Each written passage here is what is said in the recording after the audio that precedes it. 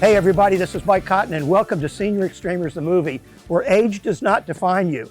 It's all about getting off the couch and going for it. People of all ages, even into their 90s, are doing things we never thought possible. So stick around, it's going to be an inspiration to you.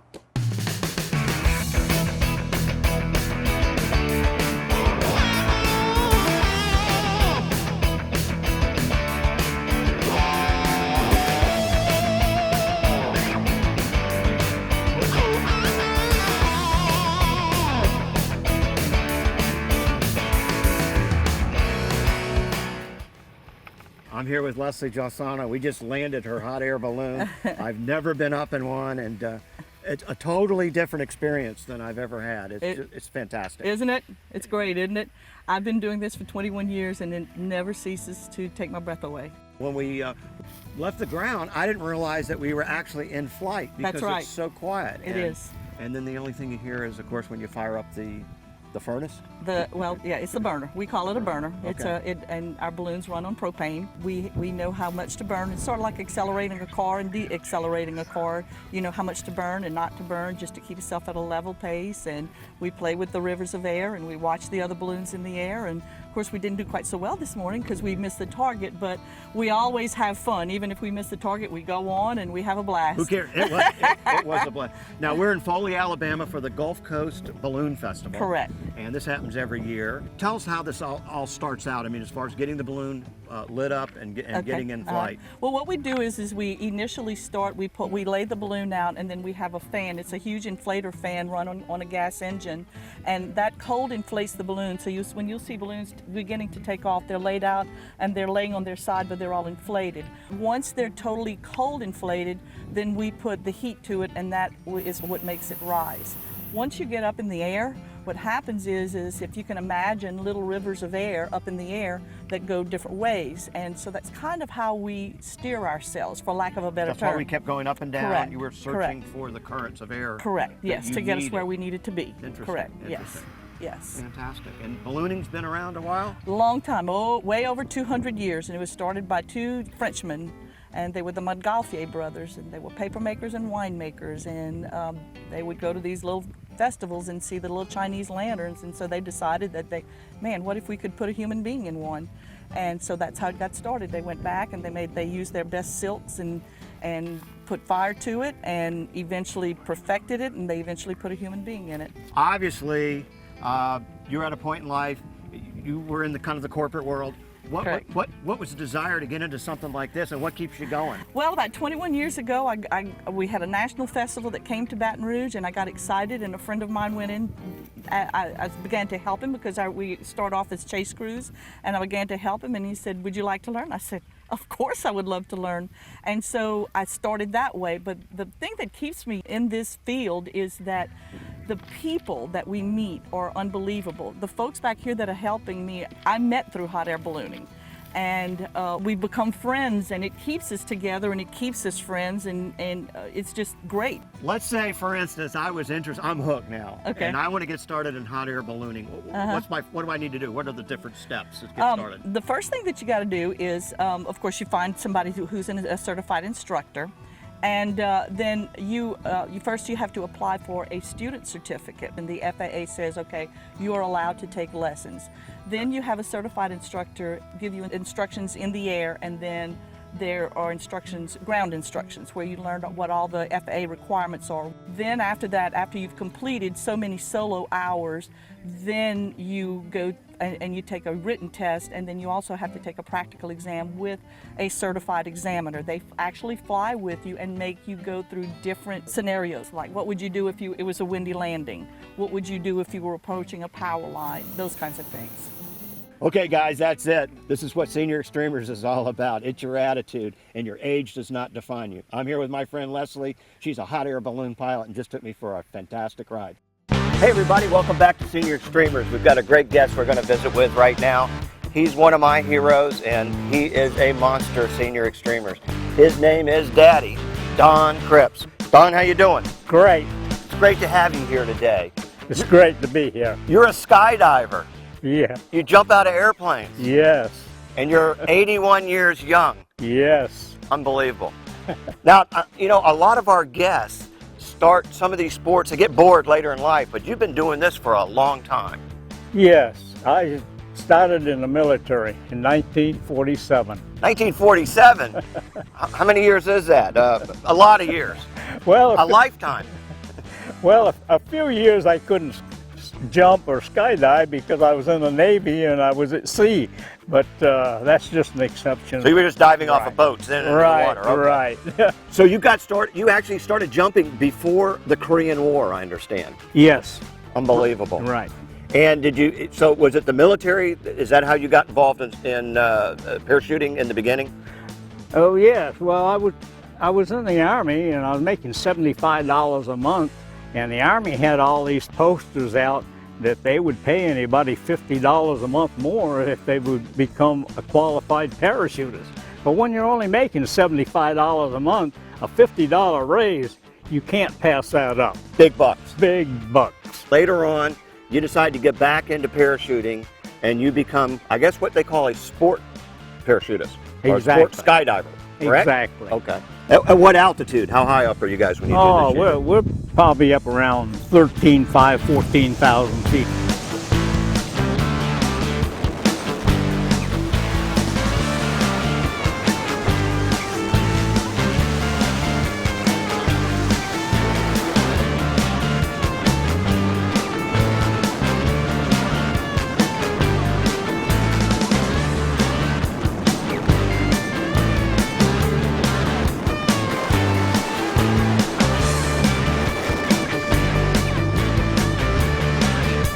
All right, so you jump. Let's say you're jumping for the day and you're having fun by yourself and with your friends.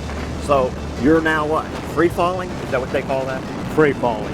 And how long Exactly. does that last? Well, there's a limit on just how far down you can fall safely. Right. And so we normally, if we're in a group, we break off at about 4,500 feet. Okay. And track off so to get separation between us, and we open our parachutes at about 3,500. Now I read your bio, and I understand you hold 2 world records, and you're going to be going for a 3rd world record. Tell me about these first 2 world records and what that was about. Okay, I jumped with a group of gentlemen in Lake Wales, Florida, back about 2003. We were all over the age of 70, and 11 of us set a world record for jumpers over 70. Now this is when you guys will actually grab. How do you guys grab each We other when build you're a coming down? You formation. grab Right here. you grab onto this. These are your grips. Oh, okay. That's There's like a, right. You got you them guys on can the see there's arm. like a little, almost like a rope inside of there. Yeah. For a grip. Okay, I got And you. they have them on the arm. Okay. Oh yeah. Okay. Yeah. See, that's Hey, how I know what I'm doing. That's how. That's right. That's a side body you're doing there. Okay. Okay. And then you guys, you Okay. like spin and do. Well, sometimes we break and then turn and do different maneuvers. Now you go for a 2nd world record. What was Okay. that world Well, record? I went to Lake Elsinore in California for that one, and that was again. Now when did that happen? About? That happened about 2008. Okay. And So about 3 years ago. Okay. Right, and that was again jumpers over the age of 70, and we made a number of efforts to try to build a bigger record like 24 or I got you. in that area, and we couldn't get it. So we finally got one with 12, one more than our previous record. Okay. So that was the 2nd record. What I was there. the age group an older group or the same age? 70 and up? Se- Okay. 70 and up. Okay. So we finally set a new record with 12 jumpers. Gotcha. So Now you've got a 3rd you're going to go for. When is that coming up in the fall? it's coming up in January. I just got the Okay. latest word on it. They're going to try for a new record for jumpers over 70, and also we're going to attempt a new record for jumpers over 80. Now, you're in an elite jump club with now over 80 jumpers, and there's a very famous person that belongs to that club with you, and what's his name? Well, the former president of the United States, H.W. Bush, he is number 29 in my group. I'm number 40. doing this type of sport at any age is not anything that people would take lightly. And you have to have, I would think, a passion to do this, a desire for that feeling, whatever. What is that? What drives you to do something like this? And you're out there doing this all the time. I just developed a liking for parachuting, and after I retired, I thought about, I didn't have the patience for fishing. I tried golf, and I was probably the worst golfer you would ever see on a golf course. And so I decided, well, as much as I love parachutes, skydiving has got to be the thing for me. We've got some viewers sitting on the couch right now watching the show, and I bet they're thinking, how do I get started in skydiving? What do you suggest? Do it, make a tandem skydive, get the feel of it, and I know they'll love it. They'll say it's awesome. They'll love it. There you go, guys. Over 3,100 jumps. This is what Senior Extremers is all about. And age does not define you. So get off the couch and go for it.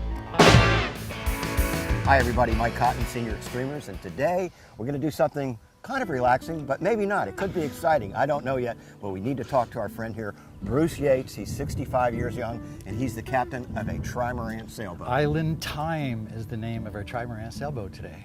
Super. Yeah, it's a great boat.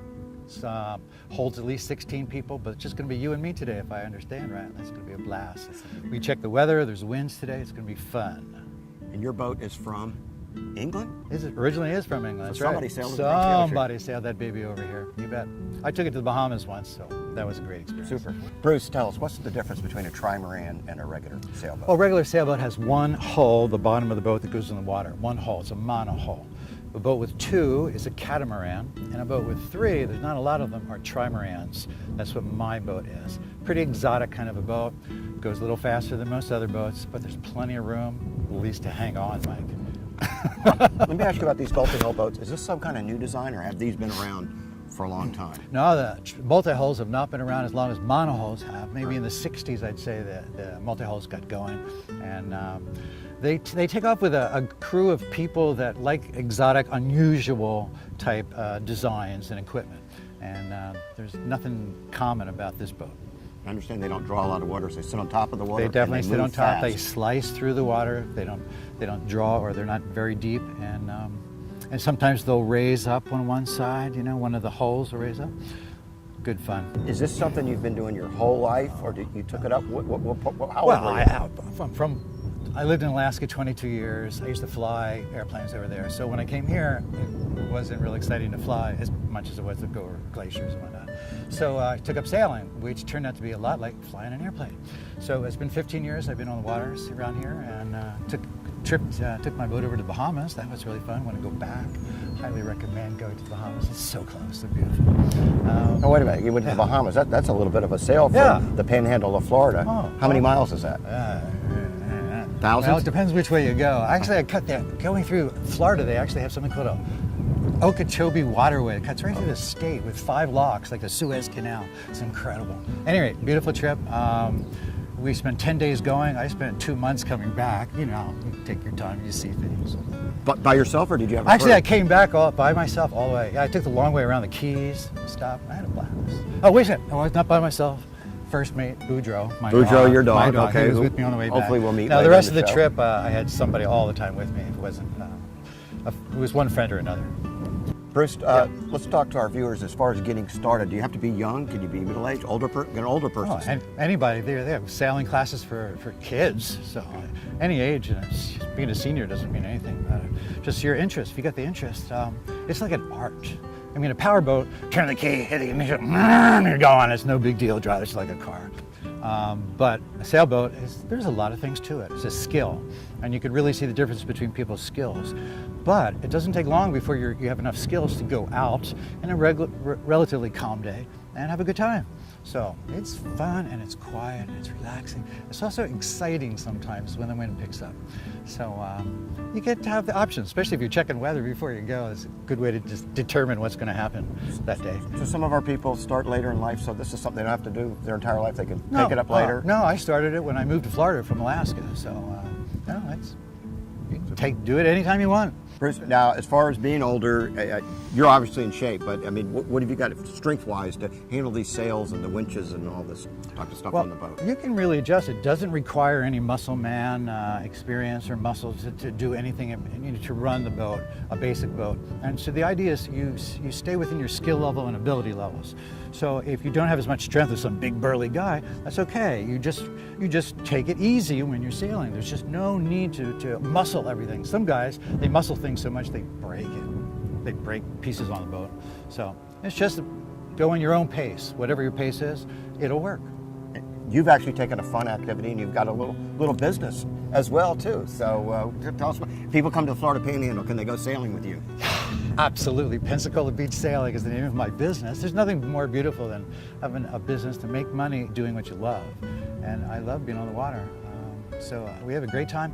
I take people out to watch dolphins, and that's an amazing experience no matter how many times I've done it. We go to a deserted island and walk around the island and explore that, millions of shells and great beaches and whatnot. And I take people snorkeling. I just take them out and show them how to catch baby fish, shrimp, and crabs that are actually growing up in the Santa Rosa Sound. That's our breeding ground for the Gulf of Mexico here. This is a great place to vacation. There's so many things to do. It's awesome. So Bruce, do you think even I can be taught how to sail? Can you swim, Mike? Yes, I can swim. Yeah, you can do it. Yeah. Okay. Yeah, you can do it, no problem. And I'm in good hands with you. You know what you're doing. Well, I want to see if I owe you anything. Yeah, it'll be fine. It'll be fun. It was a great day. A lot of wind. It'll be good. We'll have a good time. Well, fantastic. Well, let's go sailing. Let's do it. All right.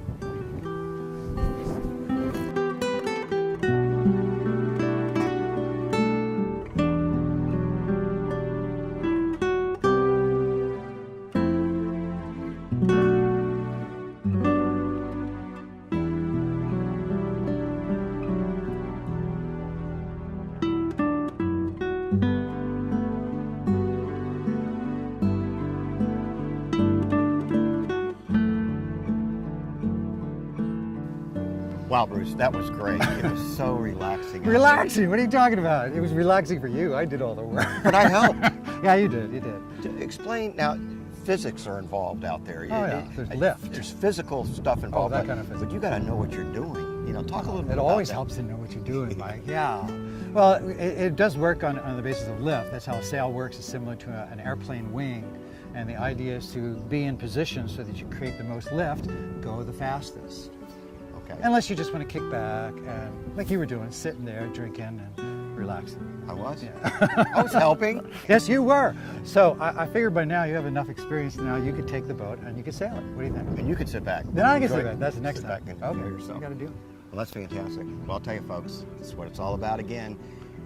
Age does not define you. You need to get off the couch. Go take sailing lessons first. See what a great pastime of sport this is. I'm here with my friend Bruce, and you're watching Senior Extreme.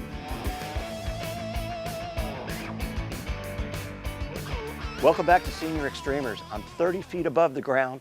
I'm up in the trees, and we're about to walk over here and go ziplining 30 miles an hour through the air. This is going to be fantastic. So let's go meet our Senior Extremer team for today. We're now here with the team. We're with Desiree, we're with Martha, and we're with Bill. Desiree, how'd you get started in ziplining?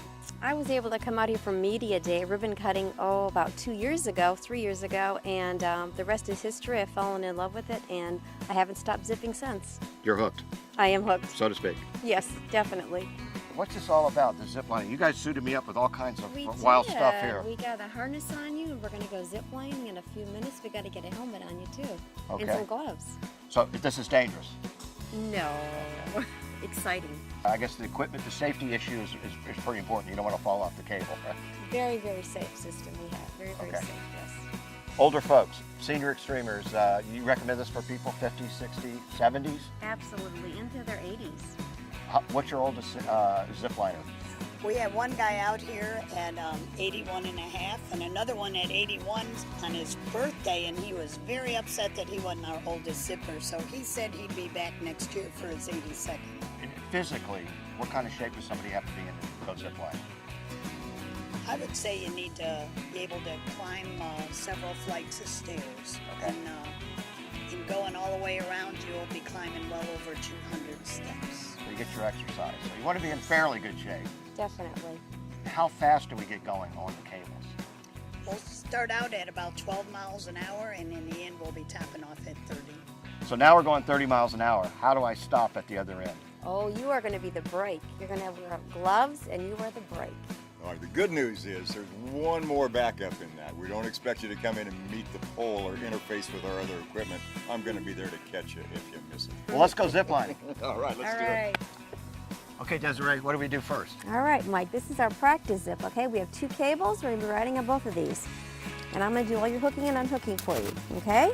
This is where I'm going to teach you how to brake. So we're going to hook these up here.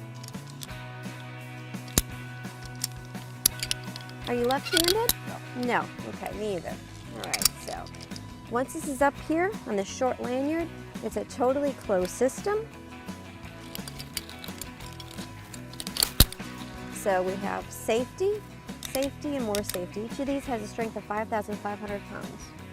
Okay? Do the job.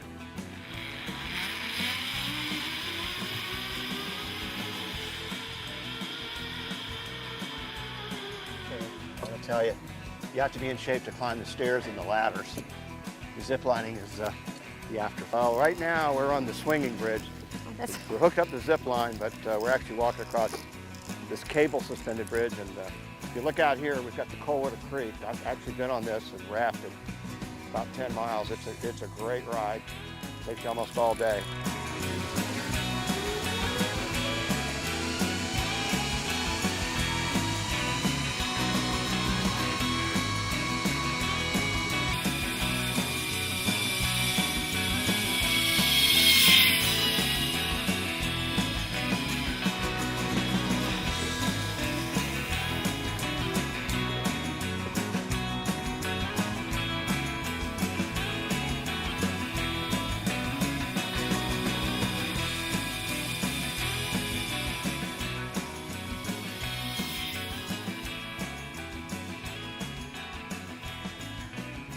Woohoo!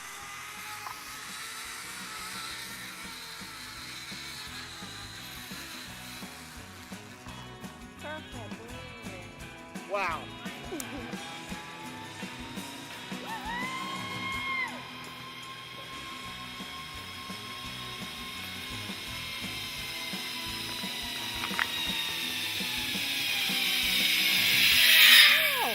Fantastic, Desiree. What a rush. How fast were we going? Probably in the between 25 and 30 on that one. We were flying. We can go faster on the next one. I'll get you going on it, okay? Super. And we went across the water here, which was great. It was beautiful. Yeah. See, folks, this is what it's all about. You got to get off the couch. You got to go for it. Age does not define you. I'll see you next time on Senior Extremers. Hey, everybody. Welcome to Senior Extremers. And today we're with Michael, the Hammer Clark. He is a champion bodybuilder. What's it about, Michael? Well, it's just about living a fitness lifestyle and trying to stay in shape and not worrying about age and doing what I do for as long as I can do it. You are 58 years young. Yes. This guy's a monster. He's in great shape. You compete in contests? Yeah, I'm currently competing in bodybuilding masters. I've been competing for about 8 years now, and I'm going to keep competing. And my goal is to become the over 60-year-old national champion, which will be right around the corner. So you didn't start training for this sport until you were 50 years old? Yeah, I really got into bodybuilding to get back healthy again. After I let my health go for a little while, I went back to the gym, and my trainer talked me into going to a bodybuilding contest, said I'd be a natural, and it turned out real well, and I'm going to keep doing it. We were talking earlier, you led a very active life as an athlete, but as you got older, you kind of got in the corporate world, and Right. like a lot of people, kind of let yourself go. Yeah, I got wrapped up into being a corporate executive, and as people that do that know, then it's pretty much a 24-hour job. You live, eat in the business world, and you don't think about your health anymore. And before you know it, you've let yourself go, and you get in trouble. And that's what happened to me. Had a heart attack, had a couple of stents placed in my chest. How old were you when you had a heart attack? I was 46, 47 years old. So that was a pretty eye-awakening experience. I actually watched the monitor, and my cardiologist told me what the problem was, and if I didn't get it back together again, I would soon be dying. So it was a pretty sombering moment, woke me up, and I decided I better get fit. I'd always been fit my whole life, and I'd let it kind of go being in the corporate world, and as it turned out, the building business kind of died, so I kind of retired from the building business and picked up my first love, which was fitness, and now it's what I do for a living. I can relate. I had open heart surgery about 4 years ago, and you had a heart attack. What can you say to those people like us that at that point maybe want to give up and lay on the couch? It was really interesting what happened. I was also an avid cyclist, and I would go on these long bike rides, and I was starting to have trouble breathing. So I was going back to the doctors, and they were telling me I had some kind of lung disorder, and they were giving me steroids for my lungs, and I kept getting worse. And I went to one of my daughter's gymnastics meets, and there happened to be a cardiologist sitting behind me listening to me talk. He goes, "You don't have a lung problem, you got a heart problem." I went to the cardiologist the next day and was put in the hospital the following day. So it kind of tells you that, you know, you better start paying attention to your body. Even doctors got it wrong. I didn't have a lung problem, I had a heart problem. As we get older, we start to slump and we get a little tired and stuff, and it is harder for us. But doing this keeps me younger. It keeps me younger in a state of mind. A whole other career in sports. You turn 50, you start training. When did you start entering contests and actually start winning? I think I was 50. I entered my first contest as a Masters over 50. I thought I was all of that, and I got my butt handed to me and was very humbled. It was a really eye-awakening experience again, because it was another phase of my life where I thought I had this mastered, and I went up there and it was embarrassing. So it just made me work harder. The next year I competed, I won. I learned from my experiences the first time that maybe I wasn't all that. This is a thing that you got to learn how to do. It's totally different. It's not weightlifting. It's showing your physique. And showing your physique at 50 years old is a pretty interesting thing to do. We've got a lot of our folks that watch the show that are reaching retirement age. They've been in the corporate world like you were. How do they get started and get into this? The best advice I can give anybody to do is hire a personal trainer. I am a personal trainer. Obviously, I'm going to advocate that. But what we've learned that you cannot do this by yourself. You're probably going to get hurt. And if you don't have somebody that intelligently show you how to do this stuff, you're probably going to get injured. So hiring a personal trainer, I think, at any age is important, but especially for anyone that has been injured or is over the age of 40. I think it's paramount.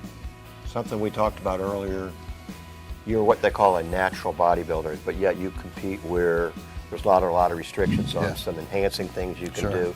Do you want to talk about that? And it's particularly just the younger people that may be thinking they need the juice to get the edge. Yeah, you know, there's a lot of controversy towards that subject. You know, back in the Arnold Schwarzenegger days, and everybody was wondering how everybody got so big. Most of the really big guys that you see in contests are on steroids. I mean, whether it's right or wrong is very controversial. I'm not. I get accused that I am a lot because I am big. That's kind of insulting because most people are not, and they really work their ass off to look like that, and they eat right and they train really hard to get those results. Drugs are not necessary. You can do it with the proper nutrition and the proper training. And you're a winner. Yeah. So you're an example of that. You're proof of it. Most people think it's a shortcut, and it could be.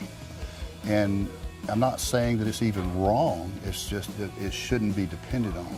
It's a tool if you wanted to use that in your toolbox. But it's not something that you could do that, okay, now I'm going to be this big badass bodybuilder because I've got steroids. Doesn't work. Well, what do you think? Are we going to go work out? Yeah. Let's go. I don't want to show you up though, so I'll take it easy. Okay.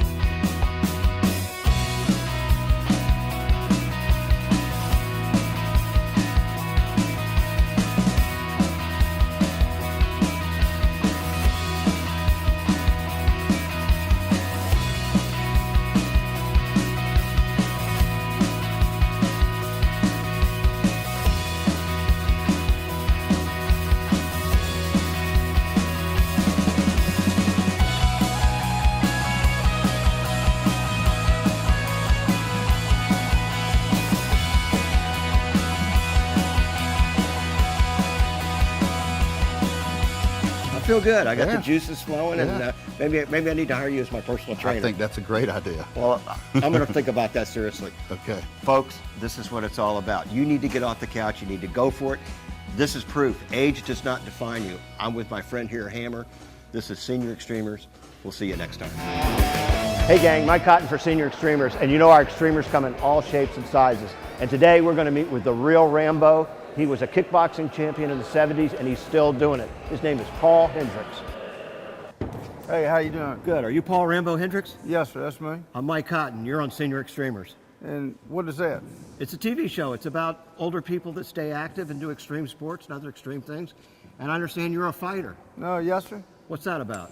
Well, I've been doing this since the 70s. Since 1970, I was a kickboxer, Muay Thai, Kickboxer. Taekwondo. Okay, well there's different types of fighting out there. What's different about kickboxing than regular boxing or Well, you got- MMA or the different sports that go on in fighting? Well, kickboxing is where you throw in your kicks above the waist and using your elbows, American kickboxing. And you got MMA, which is they go to the ground and fight on the ground and stand up. You got sweeps and different things. And Muay Thai fighting is where you're using your knees and your elbows, you know. But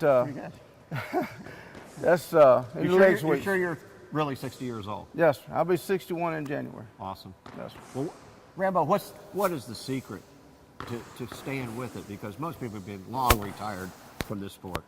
Well, I don't know where it's a secret. I think just staying active and doing something, you know, just staying busy, where it's getting out walking or riding a bicycle or whatever. Just don't stay on the porch, you know. Get out and do something. Go for it. Yeah, exactly. I mean, I've got to a point there for a minute where I laid back and it don't feel good. So, you got to get up and do something. So I get out here and work with these guys. Rambo, I understand you've had a huge career. It goes back many years. Tell me, how did it all start? Well, after I come back from Vietnam, I got up with Jesse King out of Griffin, Georgia. And he'd fought for the World Heavyweight title against Joe Louis in 1971 at Madison Square Garden. And that's the guy I trained under. Jesse. Now that's Joe Louis, the kickboxer? Joe Louis. Not Joe Louis, the Joe boxer. Louis, the kickboxer. Okay. That's right. Because then I know you're a lot older than you claim to be. There you go. I understand you went over to Thailand after you got out of the Marines to fight. What was that all about? Well, I had a sponsor, my uncle actually, his family. They wanted to take me over there. They knew I was interested in fighting and wanted to go back and fight. So they took me to Japan first. We fought in Japan. And then from Japan, we went to Singapore and fought in Singapore. And then we went on to Thailand and got there. They said I wasn't good enough to fight, but after they seen me fight, they decided I could fight. So I had a couple of fights there. And the last fight I lost on a 5-round decision, which was that was their man. He was third ranked in the world. Now, I've heard this story, and you shouldn't have lost. I mean, tell us a little about that fight. Well, I actually thought they were betting like, 21 odds I couldn't make 3 rounds. And they tell me that right before I go in the ring. They said this guy had broke every American leg ever fought with him before the 3rd round. So they tell me about 5 minutes before I get to the end of the ring, and I'm thinking I'm gonna knock him out, And I told my uncle, just bet what you got and save us a motel, a plane ticket home. Bet on you or bet on the other guy? Bet on us. Bet on us. I'm gonna make 3 rounds. So anyway, I go in there in the first round. I'm, mixing it up with him. I designed a block to keep the knees off of me, but he took and hit me here and brought his knee up and hit me. And actually knocked me out. I come to standing up. He didn't know he had me knocked out. And he cut me here, and I recovered and come back 2nd round, knocked him down a couple of times. Whoa. You were knocked out, but you didn't go down. No, I didn't go down. I come to standing up. Unreal. Yeah. And he didn't know he had me hurt. So 2nd round, knocked him down a couple of times. My uncle said, that he felt like they held the count a little bit. But here or there, I'm in their country, So from there, went into the 3rd round, and I kind of stayed away from him a little bit till the 3rd round got over. I knew we were safe then. Turned it on 4th, 5th round. Cracked his leg in 2 places. I carried him off in the stretcher, but he beat me on points on the decision. That was there. You were framed. However, But I think you got the respect of those, the locals. Yeah, it was good. I enjoyed it. The guy was a tough fighter. He was real good, So I'm not crying about it. It was. I enjoyed it. I enjoyed the experience of it. You're in your 60s. Understand you're going to fight today. Yes, sir, I am going to fight. We've got to fight. Are you ready? Oh, I'm ready. You feel good? I feel real good. Stop! No holding. Again. Up! Gentlemen. Wow, Rambo, that was unbelievable. You went 3 rounds. How you feeling now? Oh, kind of got a headache, but I'm all right. Yeah. He's got a mean left hook. Good left hook he's got. But you hung in there. Yeah, I tried. I made it. You're almost 61 years young. That's right. That's right. What are you going to tell our Senior Extremers fans? What's it about? A few points to keep active and keep living and keep living your dream. Well, you know, you just got to get up every day. You know, go walk a little bit, stretch a little bit, make a lot of love.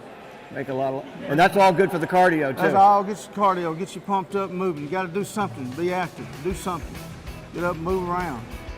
That's it, folks. A 61, almost 61-year-old kickboxer. Another great Senior Extremer. Hey everybody, today we're in Milton, Florida. We're at the Rufus Hayes Ranch and Rufus Hayes Cutting Horses, and we're with Mr. Rufus Hayes and his lovely wife here, Sandy. And Sandy is 67 years young, and Rufus is about to turn 71, just a couple of kids. And they do something very unique in the horseback riding business. So tell us, what is cutting exactly? It's competition, judge competition, where a horse and rider separate a cow from a herd of cattle and are judged on how well they do it. There's certain things that are penalty points, like if you rein your horse once you have the cow separated, that's penalty points. If the cow gets away from you and back to the herd, that's a big penalty point, 5-point penalty. And they're just various things that are penalties, so you're judged between 60 and 80, and whoever comes out with the highest score at the end of the competition is the winner. Is this something in an actual working ranch that people actually do in that business? That was, cutting actually started from ranch horses that were used to separate cattle, and some of the ranchers got to betting that my horse is better than your horse, and so it led to the competition and the forming of the National Cutting Horse Association. And you were in the Hall of Fame? Yes, sir. How about you? I'm the sidekick. Okay. And National Cutting Horse Association started in 1946, so it's been around for a while. And you're both still competing? Oh yeah, we still go. Do they have like a seniors division, or do you have to compete against everybody? Well, they do have they have senior classes within a class, but we usually don't do that. We just go in with everybody else. And you just beat up on the kids? Well, pretty much. Sometimes we beat up on them, sometimes they beat up on us, but it's everybody, men and women together. It's not separated in any way age-wise. Physically, what does this take? I mean, does anybody just jump on a horse and start doing this tomorrow? I think that you could build yourself up to it. You couldn't just jump on one today and expect to do it very well. You'd have to build your stamina up and your muscles. You use a lot of muscles that you wouldn't use ordinarily, so it's something that you'd probably need some riding skills before you tried to get into cutting. Yes, you need to go take riding lessons and learn to be comfortable on a horse before you started this. But then you'll see, if we use the flag, how you can start real slow and get the feel of it before you actually get on a cow. Is this something y'all have been doing your whole life, or is this something you took up later in life? I saw my first cutting competition when I was a young teenager, and the very first time I saw it, I knew it was something I wanted to do, and have been doing it pretty much ever since.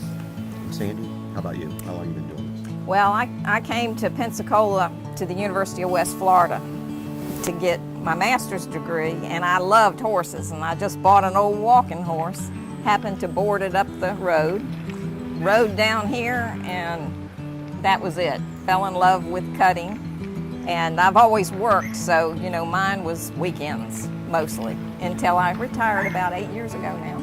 Can you point somebody in the right direction to get them started to learn to do this? Oh yes, we can do that. As a matter of fact, we can teach you to do it. Okay, I've got to get brave today. I can see it right now. Yeah, I've been on a horse about 20 years. I had quite an experience back then, rode for years, but yeah, I'm ready to get back on and give it a shot. Well, we've got the horse for you to ride today. Okay, well, let's go ride. All right, let's give this a shot. Get these old bones up.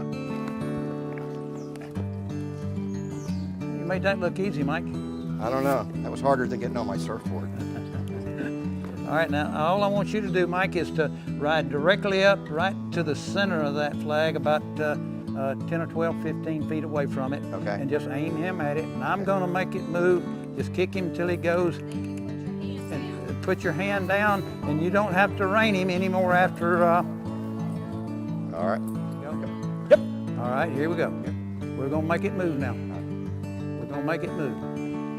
All right, now, just sit right there. Keep real still. Kick him hard. That's it. Come on. Go. Put your hand down. Put your hand down.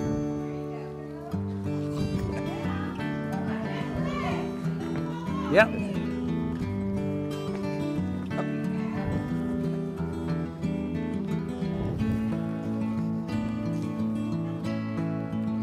Okay. Good job, Mike. That's great. That's a fantastic job. Wow, that was amazing. I'm a little worn out, but those horses, they're a little bigger than I thought, but that was fantastic. I had a blast. You did great. Thanks, I really appreciate it. I think I may just take this up again. All right, so now I'm real interested, and I want to take lessons. How do I really get started and get into it and really learn this? The National Cutting Horse Association has a list of trainers. They could point you in the right direction to get a trainer that's near you, but that's the best way. You can't learn. This is something that'd be awful hard to learn on your own.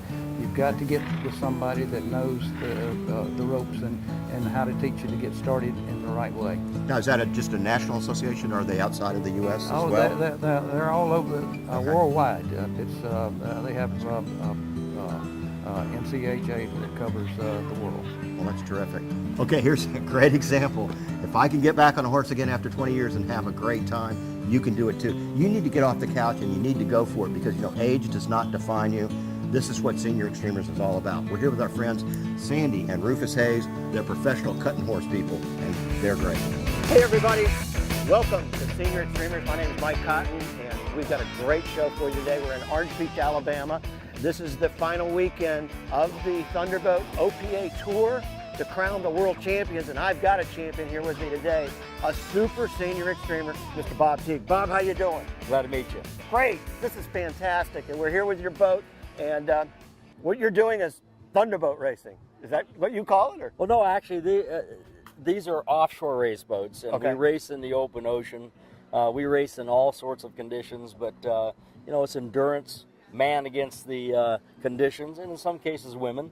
But this is an offshore race boat, and this particular boat is a Super Cat Light. It's a 368 skater. It's a 36-foot catamaran, and it's 100% carbon fiber, Kevlar, and epoxy. And Cat Light is a spec class. All the people that race in this class run the same motors, same weight. Makes it fair. Makes it fair. So it comes down to the driver. Comes down to the people in the boat, and there's two of us in the boat, myself and Paul Whittier from Yarrow Point, Washington. We've been racing this boat now. This is our 5th year with this boat. Fantastic. And you've won a lot of races. Yeah, this boat has won conservatively 90% of its races.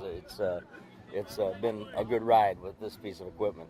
Hey gang, and I want to tell you, Bob is a senior extremer. He's 63 young, and he's killing these young guys in these races. Yeah, sometimes they're a little moody with us, but it's really about preparation and experience. And between Paul Whittier and myself, we probably have more combined experience racing offshore boats than anybody else out there right now. And that would probably include all the classes. Unbelievable. But I met Paul 25 years ago. He came in when he was 20 years old into the sport.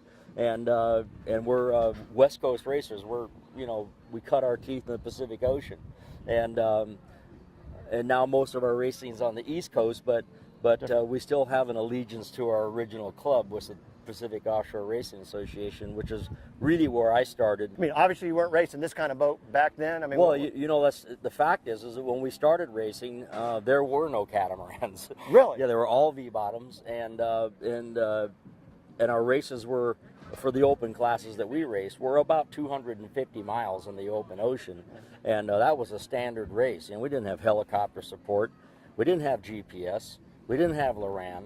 What we had then was compasses and stopwatches. By the seat of your pants. That's right. You were flying. And in those days, we set records from from San Francisco to Los Angeles to San Francisco. A lot of endurance records where it was all done with roll charts and stopwatches and compasses without any visibilities, 50, 60 miles offshore. I got the feeling you got addicted to this a long time ago. Well, it's unique because the conditions on the track are never the same. And so there's a lot more to setting up a good race boat as opposed to setting up a race car. Because, you know, you learn the tracks are the same, and even drag racing, you know, you learn the tracks, the altitude, the temperature, and everything else. Well, we have, especially in a boat like this, a catamaran is an air entrapment hull. In other words, it's sort of an airplane. So air density has a factor because it's what creates the lift, and of course the engines make more horsepower when you got better air density. But the key condition about racing today is track conditions, in other words, the sea conditions. And today we got a lot of wind. We have a lot of wind. I'm a surfer. I'll be in the waves before it gets dark tonight. So. We have a lot of wind, and then of course, you know, the length of the straightaways and how many turns they put in it. So they have taken this sport and brought it, you know, closer to shore over the years, so it makes it a better spectator sport. In the olden days, everybody would come to the party, see all the boats take off, and then, you know, a few hours later they would come back. Not all of them, but they would come back, and if you didn't make it back, you were still on your own. You carried a life raft and EPIRBs and rations and shark repellent and everything else. So now we got, you know, helicopter support. We have safety systems that we didn't have, but we stood up in the boats in those days outside. Our motto, or our hook, if you will, is age does not define you. You know, people like you are an inspiration to a lot of people out there. You know, we're entertainment, but hopefully we kind of get a message out there that, you know, if you haven't ever done anything, we did film a guy in a smaller class, local guy, Mark Mitchell, a while back. You know, Mark, he races a fountain, and Mark really never raced in his life. At 58, he retires from Merrill Lynch. Had all his money, but he got bored very quickly. Well, you see, I made the mistake of going to a high school reunion about 10 years ago, and I don't think I'm going to go to another one because I know darn well that I'm way younger than those people. Yeah. And but it's what you do. It's a passion. You have to stay in shape. You have to work at it, and we're focused. And it's fun, and it's a challenge, and it's rough sometimes. And sometimes when I get out of the boat and I'm that beat up, you know, I go, whoa. Listen, I'm with Bob Teague, 63 years young, one of the fastest guys in the world on water. He's won all these different awards. You won the national championships? We've won the national and world championship now for 4 years in a row. And this weekend is the final race on this particular tour to crown the world champion. And I'd put my money on this guy. Listen, you stick around. I'm here with my good friend, Bob Teague. From? Valencia, California. And Team Amsoil. We'll be right back, folks. You're watching Senior Experience. Hi there. Hey, hello. John Bostic? John Bostic. Call me Bosco. Bosco, Mike Yes. Cotton. We've heard a lot about you. Vintage airplanes. What's this all about? Well, this is a World War II T6, by the way. It was built in 1943. And I've been flying this airplane. I bought this airplane in 2005. And I've been flying it for the last, 6, 7, 8 years. We do... Mostly I got it to fly and have fun with, but I also do air shows with it that go around the country and demonstrate the capability of the airplane. Doing air shows, local air shows for the people that get to come out and see aviation and see what's going on. This airplane is loud. This big old radial engine makes a lot of noise. And I was wiping it off here because it also puts out oil everywhere, as you can see. They used to say if you're not leaking oil on the ground, it doesn't have any oil in it. So they're fun to fly. It's a big airplane though. It's not something that you would just jump into right off the bat and go fly. But this was the advanced trainer that they used in World War II to train the pilots. Did you restore this plane? I did not restore it. It was the person that had it before me did a 22-year ongoing restoration with it, and then I purchased it from him, and it's in pristine shape. It's really very close to what it was originally in World War II, but then I have maintained it like it is. It takes a lot of work to keep these airplanes up. They're old. These engines are old. No one flies or makes these anymore, so there's a little bit of effort. There's a lot of love and a lot of work and a lot of rags. You just see the small part of the rag here, but there's a lot of work that goes on to keep these things going. But it's fun. It's aviation. It's what I've done. I've been lucky enough to have been part of aviation all my life. I was a professional pilot. I was in the Air Force, and I flew F-15s, F-16s, F-4s, and then while I was in the Air Force, I was also lucky enough to be selected and fly with the Thunderbirds. Wow. I flew on the very first F-16 Thunderbird team, and that's where the air show blood kind of got into me. And then traveling around the country and doing those air shows and seeing people who were so excited to have you come and bring your airplanes, your red, white, and blue jets, to their town, and then have them come up to you after the shows, you know, and sometimes they would grab your hand or your arm and they'd say, "You make me so proud to be an American." Go back to when you first started flying. What was that feel? What was the passion? You know, the passion, the desire started when I was a kid. When I grew up on a farm in rural Kentucky, and there wasn't much going on in the 40s and 50s on a farm. So when an airplane would fly over, people would literally stop what they're doing, even if you were eating, and they'd go outside to watch the airplane fly, just to see it go by. And I thought, wow, that's something I'd like to do if everybody's going to stop what they're doing to go fly. So I always wanted to, and then I was lucky enough to get in the Air Force and get selected for pilot training. And the first time I took off in that T-37 at Williams Air Force Base in Arizona, the very first time that airplane broke ground and that runway started disappearing below us, and I looked out and saw the sky and the town and the horizon, I mean, I was hooked for life. That was it for me. I mean, it's been a passion since that day. Every day of my life, I've enjoyed flying, and I've wanted to fly. I spent an entire career in the Air Force flying, and then after that I went to the airlines and I flew there for Northwest Airlines. I've been very lucky to have an entire career as well as a pastime and a passion for aviation. I love these machines. They're fun. I'm going to take you for a ride, and I'll show you what it's like. This airplane will do rolls, it'll do loops, it'll do everything that they had to do to teach the pilots how to do aerial combat.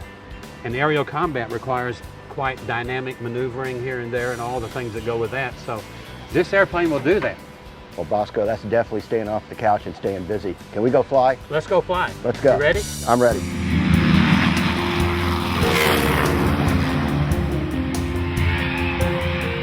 That was just a rush. 4 Gs, 4 times your body weight going over that loop. I felt it. And the roll, beautiful airplane, does those maneuvers rather gracefully. It's not acrobatic like when you go to competition acrobatics, but it does do loops and rolls, and it's just fun. It's pretty cool, huh? What do you have to say to viewers that aren't doing anything right now, that give them some inspiration to do something? Well, you know, you got to get off the couch. You got to get out and do something. See what a beautiful day it was to fly. You see how far we could see today. It's gorgeous. We're outside. We're in a vintage flying machine. We're doing loops and rolls. I mean, that's pretty awesome. So age does not matter. Just get out there and do it and have fun. That's it, folks. You need to get off the couch. You need to go for it. Bosco, 67 years young. Age does not define you. Hey everybody, I hope you enjoyed the film. I know it was an inspiration for me, and I hope it's an inspiration for you. The remedy for a better life is you need to get off the couch and go for it. And that's where I'm going now. See you next time.